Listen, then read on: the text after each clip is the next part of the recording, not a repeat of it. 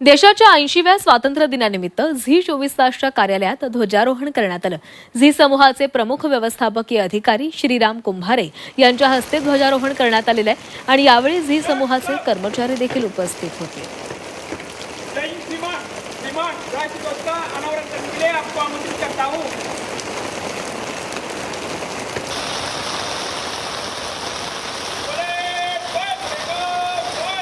तर देशाच्या 80व्या स्वातंत्र्य दिनानिमित्त झी 24 तासच्या कार्यालयात देखील ध्वजारोहण करण्यात आलेलं आहे।